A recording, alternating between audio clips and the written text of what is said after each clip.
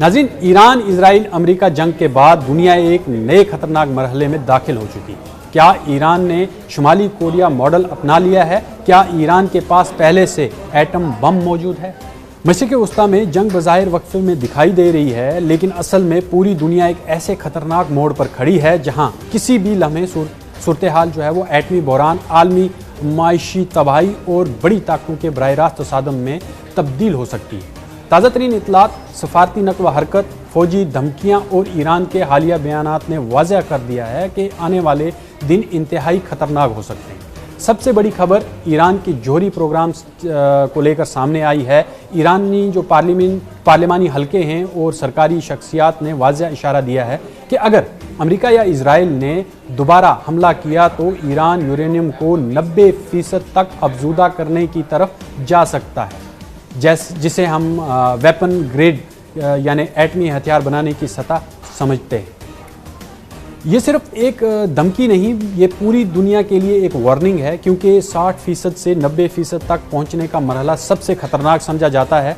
अमरीकी हुकाम भी मान रहे हैं कि ईरान अब खौफनाक हद तक एटमी हथियार के करीब पहुंच चुका है और यही वो मुकाम है जहां शुमाली कोरिया मॉडल की बात शुरू होती है।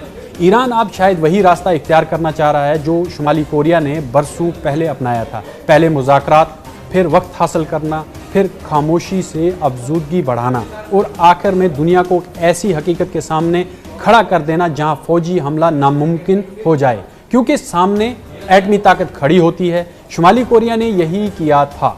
अमेरिका धमकियां देता रहा, पाबंदियां लगती रहीं, मुज़ाकरात होते रहे, लेकिन आखिरकार प्योंगयांग ने अपनी एटमी ताकत हासिल कर ली और दुनिया कुछ न कर सकी। अब जितने भी मगरबी तजियाकार हैं उनका कहना है कि वो ईरान का जो ये एक खौफनाक एक इकदाम है, ईरान भी जो नॉर्थ कोरिया है उसके मॉडल को अपना रहा है, यानी कि डिले, नेगोशिएट, सर्वाइव, न्यूक्लियराइज, यानी वक्त लो, मुज़ाकरात करो, बचो और एटमी ताकत बन जाओ। ये वो वाला मॉडल अपना रहा है। ईरान मुसलसल जो मुज़ाकरात हैं वो भी कर रहा है और लेकिन साथ ही अफजूदगी, मिसाइल प्रोग्राम और इलाकाई नेटवर्क भी मजबूत कर रहा है। इस दौरान एक और बड़ी पेशरफ्त ने वाशिंगटन को हिला दिया है। अभी अमेरिकी सदर डोनाल्ड ट्रंप चीन पहुंच चुके हैं, जहां ईरान जंग, आबनाए हुर्मुज़, तेल सप्लाई और आलमी मईशत सबसे बड़ा एजेंडा बन चुके हैं। रिपोर्ट्स के मुताबिक ट्रंप और शी जिनपिंग ने इस वक्त स्ट्रेट ऑफ हुर्मुज़ खुला रखने और ईरान को एटमी हथियार न मिलने पर बात की है, लेकिन असल कहानी इससे कई ज़्यादा बड़ी है। अमेरिका को अब शक है कि चीन, रूस और ईरान के दरमियान खुफिया स्ट्रेटजिक ताउन बढ़ रहा है।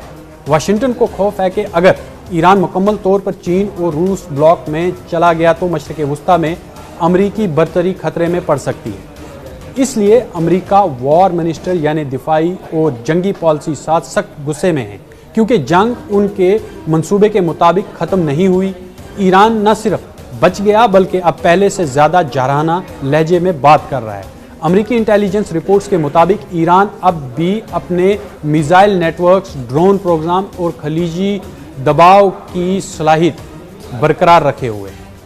वहीं पाकिस्तान का किरदार भी अब आलमी तवज्जो का मरकज़ बनता जा रहा है। कई रिपोर्ट्स और सफारती हलकों में ये दावा गर्दिश कर रहा है कि ईरान ने अपने कुछ बहरी असासे और जहाज़ पाकिस्तान के साहिली इलाकों या महफूज जोन्स के करीब मुंतकिल कर रखे हैं, ताकि मुमकिना अमरीकी या इजरायली कार्रवाई से बचा जा सके। ताहम इसके बाज़ाब्ता आज़ादाना जो तस्दीक है वो सामने नहीं आई है, लेकिन ये बात जो है वॉर मिनिस्टर ने डिस्कस की है और वो काफ़ी गुस्से में है और उन्होंने ये कहा है कि जिस तरह से पाकिस्तान ने जितने भी ईरान के जो जेट्स हैं उनको जो है महफूज मकामात में शिफ्ट कर रखा है, ये इंतहाई हसास मामला है और ये बहुत हद तक ख़तरनाक बात है। लेकिन ये हकीकत है कि पाकिस्तान इस वक्त ईरान, अमेरिका, चीन और खलीजी ममालिक के दरमियान एक हसास सफारती पुल बन चुका है। सबसे ख़तरनाक पहलू अब आबनाए हुर्मुज़ है। अमेरिका पहले ही ईरान के खिलाफ बहरी नाकाबंदी जैसे इक़दामात की बात कर चुका है, जबकि ईरान वाज़ा कर चुका है कि अगर इसकी बंदरगाहें खतरे में आईं तो पूरा खलीज खतरे में डाल दिया जाएगा और यही वो लम्हा है जहां दुनिया को असल खतरा शुरू हो जाता है। क्योंकि अगर ईरान वाकई 90% अफजूदगी की तरफ बढ़ता है, अगर इजराइल दोबारा हमला करता है और अमेरिका बहरी नाकाबंदी सख्त करता है, और अगर चीन और रूस खुलकर ईरान के करीब आते हैं, तो फिर ये सिर्फ ईरान जंग नहीं रहेगी, ये आलमी ताकतों का बराह रास्त तसादम बन सकता है। मैं समझता हूँ कि सूरत हाल अब इंतहाई नाजुक मरहले में है। जंग मुकम्मल ख़त्म नहीं हुई है, बल्कि ये स्ट्रेटजिक पॉज यानी ख़तरनाक वक्फे में दाखिल हो चुकी है। हर मुल्क अगले मरहले की तैयारी मुकम्मल तौर पर कर रहा है, और यानी अब जिस तरह से बातचीत आगे नहीं बढ़ पा रही है, नाकाम हो रही है, तो कहीं ना कहीं ईरान और अमेरिका ने पूरी तैयारियां जो हैं वो अगले मरहले की कर ली हैं, और इजराइल भी पूरी तरह से तैयार है। जिस तरह से वो लबनान पर अटैक कर रहा है, ईरान वक्त खरीद रहा है अभी, और अमेरिका दबाव बढ़ा रहा है। इजराइल अगले हमले के लिए तैयारी में है।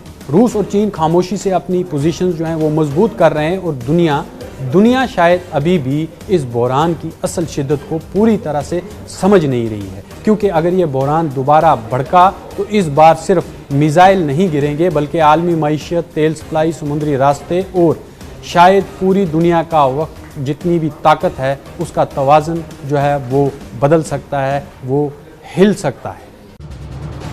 ये है न्यूज़ 18 नेटवर्क और आप देख रहे हैं न्यूज़ 18 उर्दू। हमारी पहुंच आपकी ताकत।